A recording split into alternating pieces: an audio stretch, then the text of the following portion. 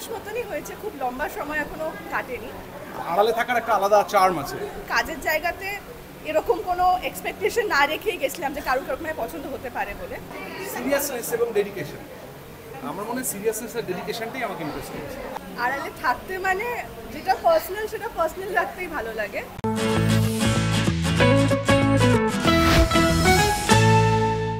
হাত ধরেই কিন্তু আরো একটা জীবনের নতুন অধ্যায়ের পাঠ খোলার, কি বলতে চাইছেন?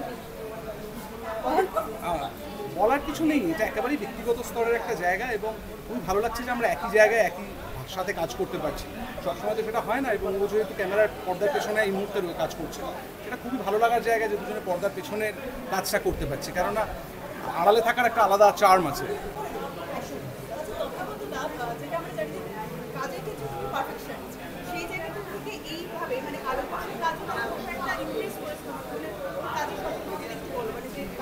সিরিয়াসনেস এবং ডেডিকেশন, আমার মনে হয় সিরিয়াসনেস আর ডেডিকেশনটাই আমাকে ইমপ্রেস করেছে, এবং নো ননসেন্স অ্যাপ্রোচ। মানে অনেকে তো ফ্ল্যাটারিং কথাবার্তা বলে, ফ্ল্যাটারি করে, সেইটা বাদ দিয়ে। আচ্ছা, তথাটা এই যে রাস যৌথ পরিবারের গল্প বলবে, হারিয়ে যাওয়া বাঙালিয়ানার গল্প বলবে, এই সবটা নিয়ে যখন তুমি তোমার ছোটবেলা বা কিছু এগুলো কোনো নস্টালজিয়া কাজ একদম, আমি করছিল? ব্যক্তিগতভাবে যৌথ পরিবারে বড় হয়েছি, যেমন আলোক বর্ষা বাবা মা আলাদা করে বড় হয়েছে।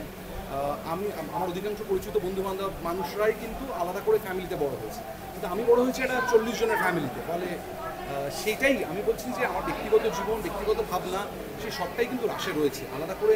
মানে তোমরা ট্রেলারটা দেখলেই বুঝতে পারবে যে কথাগুলো বলছে রাসের চরিত্ররা, সেগুলো আসলে খুবই ব্যক্তিগত কথা। এটা তুমি একটু আগে আড়ালে থাকার এক মজা আছে বললে, তো ব্যক্তিগতভাবে তোমাদের দুজনের কাছেই প্রশ্ন, আড়ালে থাকতে কি পছন্দ করো? আড়ালে থাকতে মানে যেটা পার্সোনাল সেটা পার্সোনাল রাখতেই ভালো লাগে, যেহেতু কিছু জিনিস যেটা সবার সামনে প্রকাশ্য নয়, সেটার ভিতরে একটা আলাদা রকমের চার্ম আছে ডেফিনেটলি।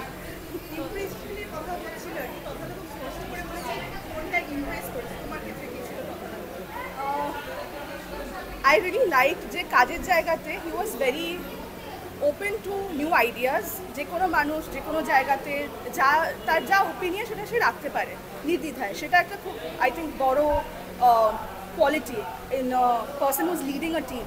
আর তার সাথে আরও জিনিস হচ্ছে যে তথা is very open in every way, he is very friendly to everybody. সেটা I think is very attractive to me. আমি ওটা খুবই পছন্দ করেছি, আমার কাছে খুবই ইন্সপিরেশনের মতন চলে এসেছে। আচ্ছা, এই অ্যাজ আ ডিরেক্টর তথাটা কেন? As a director, I mean, on set, I think set he is very friendly, open, কি বলবো, অনেক বেশি ফোকাস নিজের কাজের প্রতি, and he likes people who are as focused as him. মানে এই সিনেমাটা যে শুধু তথার সিনেমা এরকম নয়, actually he treats it like সবার, যারা সেটে ছিল সবার সিনেমা, এটা কাস্ট ক্রু মিলিয়ে যারা কন্ট্রিবিউট করেছে যে কোনোভাবে তাদের সবার সিনেমা হিসেবেই তথা ওটাকে ট্রিট করেছে। সেটা আমার খুবই আমার খুবই ওটা আদর্শের মতন লেগেছে। একদম। আচ্ছা, রাস তোমাদের দুজনেরই একটা খুব স্পেশাল ছবি আমরা যদি বলতে পারি, রাসের হাত দিয়ে অনেক কিছু শুরু, আজকে তো ট্রেলার লঞ্চ, কতটা স্পেশাল এই জার্নিটা? আই মিন ইটস বিন 3-4 মাস মতনই হয়েছে, খুব লম্বা সময় এখনো কাটেনি। বাট আমরা যেহেতু কাজের ভেতর থেকে একে অপরকে চিনতে শুরু করেছি, সেটা আমার জন্য খুবই ভালো, বিকজ আমি কাজের জায়গাতে এরকম কোনো এক্সপেকটেশন না রেখেই গেছিলাম যে কারোর কারোর পছন্দ হতে পারে বলে।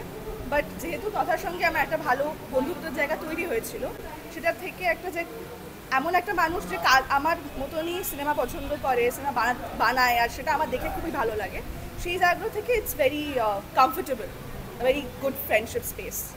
তোমার কাছে হ্যাঁ, তুমি কি বলবে এটা নিয়ে, রাস তোমাদের কাছে কতটা স্পেশাল? এটা বলে শেষ করি, কারণ আমাদের ট্রেলার লঞ্চটা শুরু করতে হবে।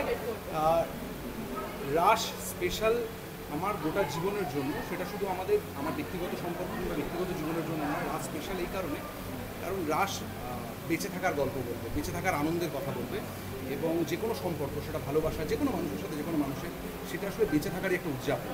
তো রাস উদযাপনের কথা বলবে।